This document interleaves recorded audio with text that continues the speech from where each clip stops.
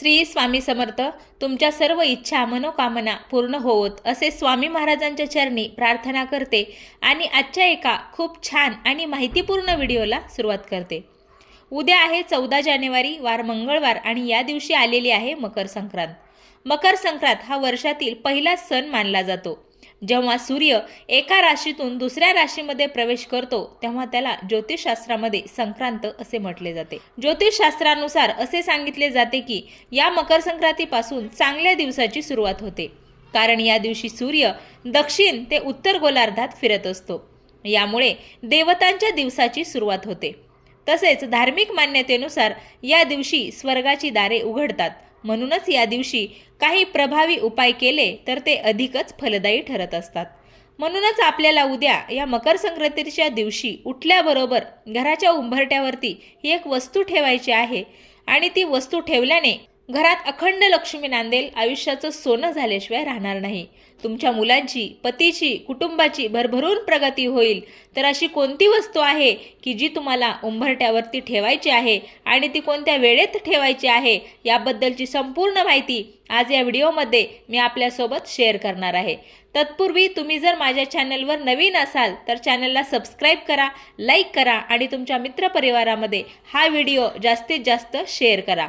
आणि पूर्ण माहिती विधिवत ऐकण्यासाठी हा व्हिडिओ स्किप न करता शेवटपर्यंत पाहत रहा.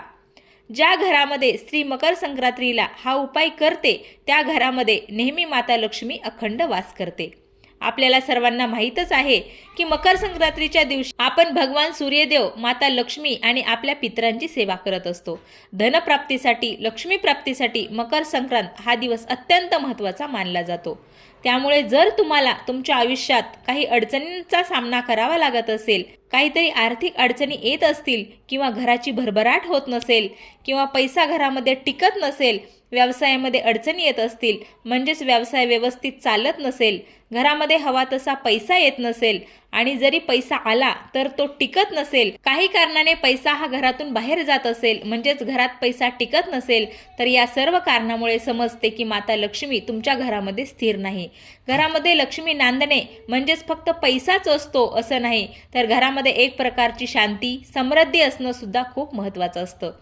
किंवा घरामध्ये एकमेकावर प्रेम असतं, घरामध्ये एकमेकांच्या आनंदाचे वातावरण असणे, घरामध्ये सकारात्मक वातावरण असणे हा सुद्धा तितकाच महत्त्वाचा आहे. असे सर्व वातावरण घरामध्ये असेल तर यालाच लक्ष्मी नांदणे असे म्हणतात.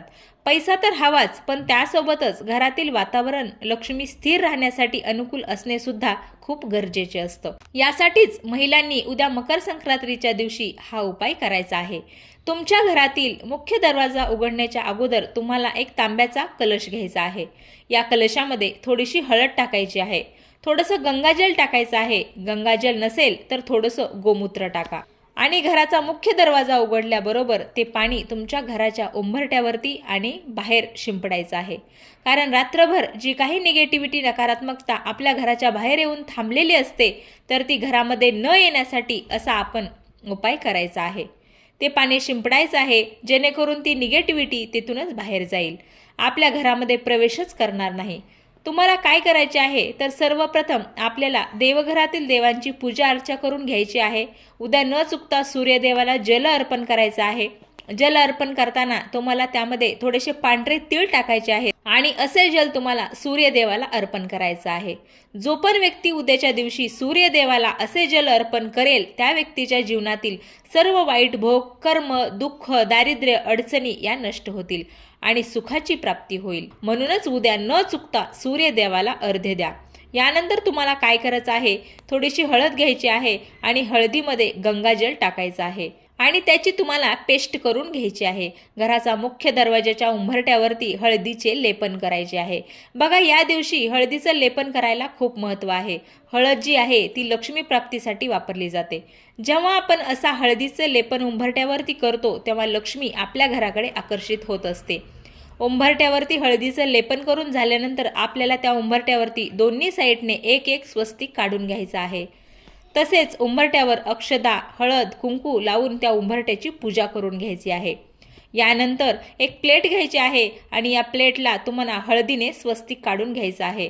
स्वस्तिकवरती तुम्हाला मुठभर तांदूळ ठेवायचे आहेत आणि त्या तांदळावरती तुम्हाला एक दिवा प्रज्वलित करून घ्यायचा आहे। हा दिवा तुम्ही कोणत्याही धातूचा घेऊ शकता, अगदी कणकेपासून सुद्धा हा तुम्ही दिवा बनवू शकता किंवा स्टीलचा, पितळाचा, कोणत्याही धातूचा तुम्ही दिवा घेऊ शकता। या दिव्यामध्ये तुम्हाला तेल घालायचं आहे। बघा, या दिवशी तिळाचं तेलाला खूप महत्त्व आहे, म्हणून तिळाचं तेल अवश्य घाला। जर तिळाचं तेल नसेल तर तुम्ही मोहरीचं तेल सुद्धा वापरू शकता। यामध्ये तुम्हाला थोडेसे पांढरे तीळ आणि काळे तीळ टाकायचे आहेत। दुहेरी कापसाची वात करून लावायची आहे आणि हा दिवा प्रज्वलित करून त्या तांदळावरती तुम्हाला प्लेटमध्ये ठेवायचा आहे। आणि जेव्हा तुम्ही बाहेरून घरामध्ये प्रवेश करता, जी तुमची उजवी बाजू आहे त्या उजव्या बाजूला हा दिवा तुम्हाला ठेवायचा आहे। जेव्हा आपण संक्रांतीला असा दिवा आपल्या घराच्या मुख्य दरवाजावरती लावतो तेव्हा आपल्या घरातील दारिद्र्य हे दूर होतं। तुम्ही बघितलं असेल, मकर संक्रांतीला इतरांच्या घराच्या बाहेर सुद्धा असा दिवा लावलेला आपल्याला दिसतो। तो तिळाच्या तेलाचा दिवा असतो आणि या दिवशी हा दिवा लावायला महत्त्व असतं, म्हणून असा एक दिवा तुम्ही नक्की लावा। त्याचबरोबर या दिवशी तुम्हाला काय करायचं आहे, जर तुमच्या घराजवळ आंब्याची पाने असतील तर आंब्याची पानं आणा आणि ती पानं स्वच्छ करून त्याचं एक तोरण बनवून घ्या आणि ते तुमच्या घराच्या मुख्य दरवाजावरती लावून घ्या। ज्योतिषशास्त्रानुसार असं मानलं जातं की आंब्याची पानं आणि झेंडूच्या पानाचं तोरण करून जर मुख्य दरवाजावरती लावलं तर घरामध्ये सुख, शांती, समृद्धी ही कायम टिकून राहते आणि लक्ष्मीच्या कृपेने घरातील दारिद्र्य हे नाहीसं होतं। असे तोरण देखील तुम्ही लावू शकता। जर तुम्ही अशा पद्धतीचा उपाय उद्या मकर संक्रांतीच्या दिवशी केला तर तुमच्या सर्व मनोकामना पूर्ण होतील आणि तुमचे सर्व वाईट कर्म जे आहेत ते निघून जातील। असा एक उपाय सुद्धा तुम्ही नक्कीच करू शकता। जर तुम्हाला हा व्हिडिओ आवडला तर तुमच्या मित्रपरिवारामध्ये हा व्हिडिओ जास्तीत जास्त शेअर करा। तर भेटूया पुढच्या व्हिडिओमध्ये, तोपर्यंत श्री स्वामी समर्थ।